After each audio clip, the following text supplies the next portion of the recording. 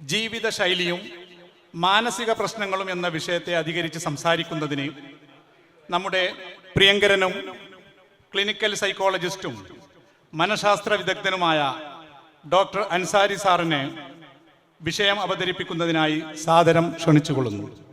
അസ്സലാമു അലൈക്കും. Good evening. സുഹൃത്തുക്കളെ, ബഹുമാന്യനായ ഡോക്ടർ ഷാഹുൽ ഹമീദ് പറഞ്ഞു നിർത്തിയത് ജീവിതശൈലി രോഗങ്ങളിലെ പൊണ്ണത്തടിയെക്കുറിച്ചിട്ടാണ്. നമുക്കൊരു ജീവിതശൈലി രോഗം, അതിൻ്റെ ആ ഗൗരവം മനസ്സിലാക്കാൻ നമുക്കൊന്ന് ശ്രമിച്ചു നോക്കാം. ജീവിതശൈലി രോഗത്തിൻ്റെ ഏറ്റവും പ്രധാന കാരണം രോഗാണുക്കളൊന്നുമല്ല, നമ്മുടെ മനസ്സ് തന്നെയാണ്. മനസ്സിന് ആരോഗ്യമുള്ള ഒരാളിന് ഒരു കാരണവശാലും ജീവിതശൈലി രോഗങ്ങൾ വരുത്തില്ല, 7 അയലത്ത് പോലും വരുത്തില്ല. കാരണം നമ്മുടെ ശരീരത്തിൻ്റെ ഉടമ നമ്മുടെ മനസ്സാണ്. അൻസാരി എന്ന എൻ്റെ ശരീരത്തിൻ്റെ ഉടമ എൻ്റെ മനസ്സ് മാത്രമാണ്. എൻ്റെ മനസ്സ് വിചാരിക്കുന്നത് മാത്രമേ എൻ്റെ ശരീരത്തിൽ സംഭവിക്കൂ. നമ്മൾ അവിടെ തിരിച്ചറിയേണ്ടത് ജീവിതശൈലി രോഗങ്ങളോട് നമുക്ക് ഒരു വിട പറയേണ്ട, അല്ലെങ്കിൽ അതിനെ ഒന്ന് അകറ്റി നിർത്താൻ നമ്മൾ ആദ്യം മനസ്സിലാക്കേണ്ടത് നമ്മുടെ മനസ്സെന്താണെന്നാണ്. മനസ്സുണ്ടോ? അതിനു മുമ്പ് നമ്മുടെ ഈ ജീവിതശൈലി രോഗത്തിൻ്റെ ഒരു വ്യാപ്തി പറയാം. 1 വർഷക്കാലം ഞാൻ ലേക്ക് ഷോർ ഹോസ്പിറ്റലിൽ ജോലി എടുത്തിട്ടുണ്ട്.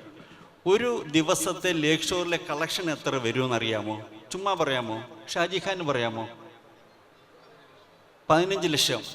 തെറ്റാണ്, ഉത്തരം തെറ്റാണ്. 3 കോടി ഇന്ത്യൻ രൂപയാണ് ശരാശരി. 3 കോടി 300 ലക്ഷം രൂപയാണ് ലേക്ക് ഷോറിൻ്റെ ഒരു ദിവസത്തെ വരുമാനം ഏറെക്കുറെ.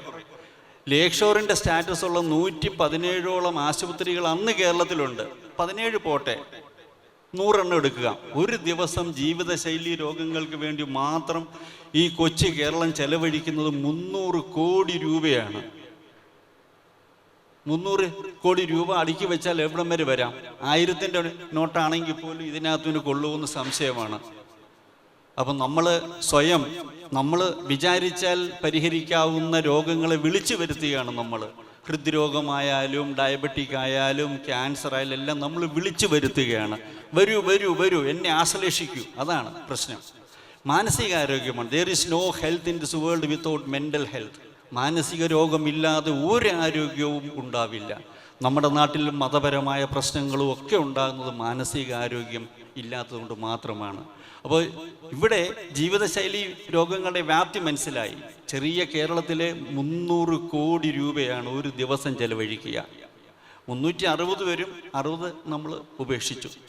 ഇവിടുത്തെ ഏറ്റവും വലിയൊരു പ്രശ്നമായിട്ട് അവശേഷിക്കുന്നത് ഈ ജീവിതശൈലി രോഗങ്ങൾ നിയന്ത്രിക്കണം എന്ന് നമ്മൾ പറയുന്നത് മരിക്കാതിരിക്കാനല്ല.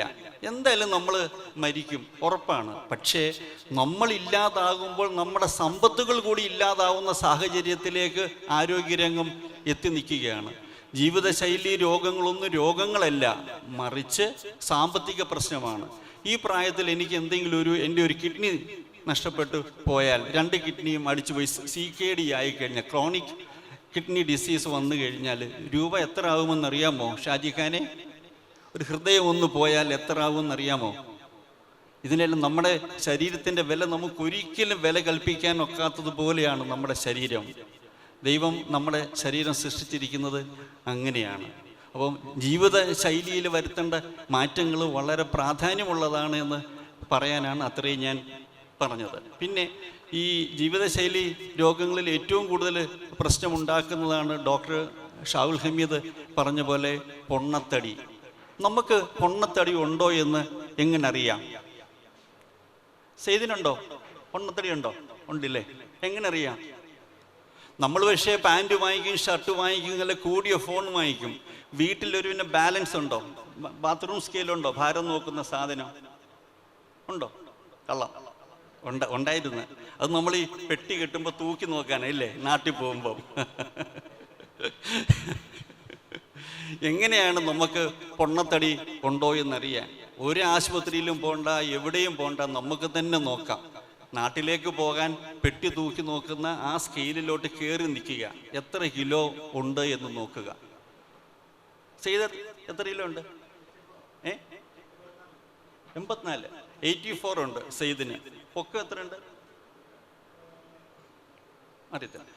ഈ കിലോഗ്രാമിൽ വരുന്ന വെയിറ്റ് ഭാഗം നമ്മുടെ നീളം എത്ര വരും, അതിൻ്റെ മീറ്റേഴ്സിൽ എടുക്കണം. ഇപ്പം ഞാനൊരു 180 ഇല്ല, 178, 180 ഉണ്ടെന്നിരിക്കട്ടെ. അപ്പോൾ എന്ത് പറ്റുന്നു? 1.8 മീറ്റർ. എൻ്റെ ഭാരം ഭാഗം 1.8 × 1.8 എത്ര കിട്ടുമോ അതാണ് നമ്മുടെ BMI അഥവാ ബോഡി മാസ് ഇൻഡെക്സ്, അതായത് ശരീരപിണ്ഡ സൂചിക. മനസ്സിലാകുന്നുണ്ടോ? ഇത് നമ്മൾ എപ്പോഴും അറിഞ്ഞിരിക്കണം.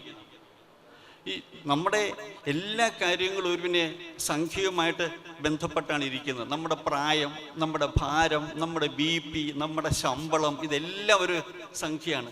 ലോകത്തിൽ വളരെ പ്രധാനപ്പെട്ട ഒരു ഭാഷയാണ് അക്കങ്ങൾ. അപ്പം നമുക്ക് ഇതിൻ്റെ ആ ഒരു അക്കത്തിൻ്റെ പ്രാധാന്യം നമുക്ക് വിസ്മരിക്കാനാവില്ല. ആ ബോഡി മാസ് ഇൻഡെക്സ് നോക്കുമ്പം അസൽ ഭാരം, സെയ്തിൻ്റെ ഭാരം എടുത്തിട്ട് സെയ്തിൻ്റെ ഭാരം ഭാഗം സെയ്തിൻ്റെ പൊക്കം ഇൻ മീറ്റേഴ്സ്, അത് ഇൻറ്റു അത് തന്നെ. ഇപ്പം 1.8 ആണെങ്കിൽ 1.8 × 1.8 എടുത്താൽ BMI കിട്ടും, ശരീരപിണ്ഡ സൂചിക കിട്ടാം. അപ്പോൾ എന്ത് പറ്റും വെച്ചാൽ 25-ൽ താഴെയാണെങ്കിൽ വലിയൊരു പ്രശ്നമുണ്ടാവാതെ പോകാം. 30-ൽ കൂടുതലാണ് എങ്കിൽ പൊണ്ണത്തടി ഉണ്ട് എന്ന് നമ്മൾ സ്വയം മനസ്സിലാക്കണം. ഈ പൊണ്ണത്തടിക്ക് ഒരുപാട് മാനസിക പ്രശ്നങ്ങൾ ഉണ്ടാകുന്നുണ്ട്. നമ്മുടെ പ്രവാസികളെ സംബന്ധിച്ചിടത്തോളം പൊണ്ണത്തടി പിന്നെ സർവ്വസാധാരണമായ ഒരു പ്രതിഭാസമായി മാറുകയാണ്. അതും വരാനുള്ള ഏറ്റവും പ്രധാനപ്പെട്ട കാരണം നമുക്കൊരു മാനസിക ആരോഗ്യം ഇല്ലാഞ്ഞിട്ടാണ്. ഇന്ന് ബ്രേക്ക്ഫാസ്റ്റ് കഴിച്ചവർ എത്ര ആൾക്കാരുണ്ടാവാം ഇതിനകത്ത്?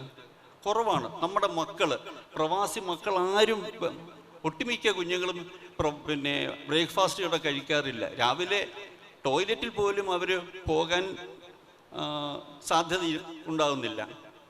അപ്പം നമ്മുടെ ഒരു ജീവിത ശൈലി കൊണ്ടാണ്. രാവിലെ 5:30 മണിക്ക് 6 മണിക്ക് ബസ് എത്തും, ബ്രേക്ക്ഫാസ്റ്റ് പോലും കഴിക്കാതെ പോകും. ഉച്ചയ്ക്ക് വല്ലതും ഇങ്ങനെ കഴിച്ചെങ്കിലായി.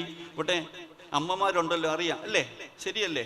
വൈകിട്ട് വന്നു കഴിഞ്ഞിട്ട് ഇവർ കുറച്ച് ആഹാരം കഴിക്കും, എന്നിട്ട് കിടന്നുറങ്ങും. രാത്രി 11 മണിക്ക് ഇഷ്ടം പോലെ കഴിക്കും, KFC കഴിക്കും, പിസ്സ കഴിക്കും, ഒക്കെ കഴിക്കും.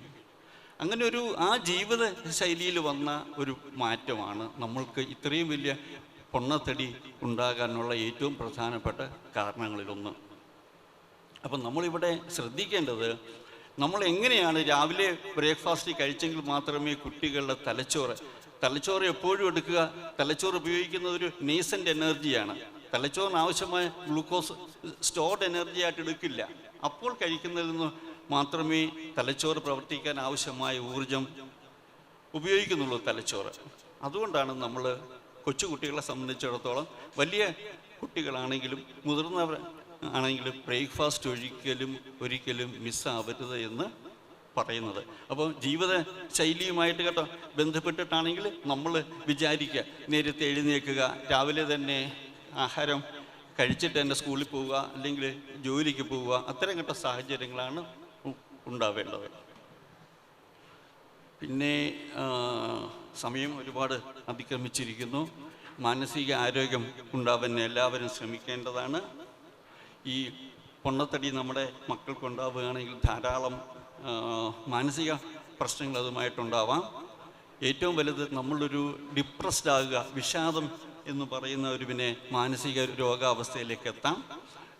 സാധാരണ വിഷാദ രോഗികളൊക്കെ ആഹാരം കഴിക്കാതിരിക്കാനാണ് താല്പര്യം കാണിക്കുക.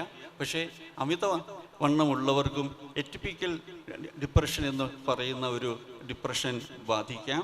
അത് വരിക, നമ്മളിപ്പോൾ ഒരു കളിയിൽ പോയി മത്സരിച്ചു, കളിയിൽ നമ്മൾ തോറ്റുപോയാൽ ആ സങ്കടം മറക്കാനായിട്ട് അടുത്ത ഹോട്ടലിൽ കയറി വയറ് നിറച്ച് ആഹാരം കഴിക്കും. പൊറോട്ടയും ബീഫ് കറിയൊക്കെ വാങ്ങിച്ചങ്ങ് കഴിക്കും. അപ്പം ആഹാരം കഴിക്കുന്നതിലൂടെ ആ ഒരു തോൽവി എന്ന് പറയുന്ന ആ ഒരു മാനസിക അവസ്ഥയെ നമുക്ക് നേരിടാനായിട്ട് നമ്മളിങ്ങനെ ശ്രമിക്കുകയാണ്. അതെല്ലാം ഈ പറയുന്ന ആ ഒരു ഡിപ്രഷൻ ഉണ്ടാക്കാനായിട്ട് നമ്മളെ സഹായിക്കും. ഒരിക്കൽ തടികട്ട കൂടി കഴിഞ്ഞാൽ നമുക്കവിടെ കളിക്കാൻ പറ്റില്ല, രാവിലെയും വൈകിട്ടൊന്നും നമുക്ക് നടക്കാൻ തോന്നില്ല. അപ്പോൾ എന്ത് പറ്റും? വൈറ്റമിൻ ഡിയുടെ കുറവുണ്ടാകും. അങ്ങനെ ഇതൊക്കെ നമ്മുടെ ഒരു മാനസിക ബുദ്ധിമുട്ട് ഉണ്ടാക്കാൻ സാധ്യതയുള്ളതാണ്. ഇതെല്ലാം വരുന്നത് നമ്മുടെ ഒരു മാനസിക ആരോഗ്യത്തിലൂടെയാണ്.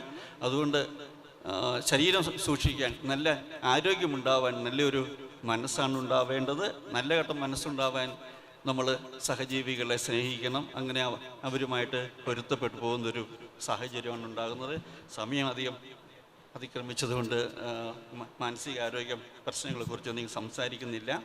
ഈ FC അലൈൻ ചെയ്യുന്നതൊരു വലിയൊരു കാര്യമാണ്. കാരണം ഇന്ന് മതവും ദൈവവിശ്വാസവും ഒക്കെ മാനസിക രോഗത്തിൻ്റെ ലക്ഷണങ്ങളായി മാറിക്കൊണ്ടിരിക്കുന്ന ഈ സാഹചര്യത്തിലാണ് ഒരു പറ്റം ചെറുപ്പക്കാർ കൂടിയിട്ട് ഇതുപോലെ ഫുട്ബോൾ ക്ലബ്ബും അതുപോലെ കായിക കാര്യങ്ങളും സാമൂഹിക പ്രവർത്തനങ്ങളിലുമൊക്കെ ഏർപ്പെട്ടിട്ടുള്ളത്. അവരെ അഭിനന്ദിക്കാൻ കൂടി ഈ ഒരു അവസരം ഞാൻ വിനിയോഗിക്കുകയാണ്. എല്ലാവർക്കും നല്ലൊരു മാനസിക ആരോഗ്യം ഉണ്ടാവട്ടെ എന്ന് പ്രാർത്ഥിച്ചുകൊണ്ട് നിർത്തുന്നു.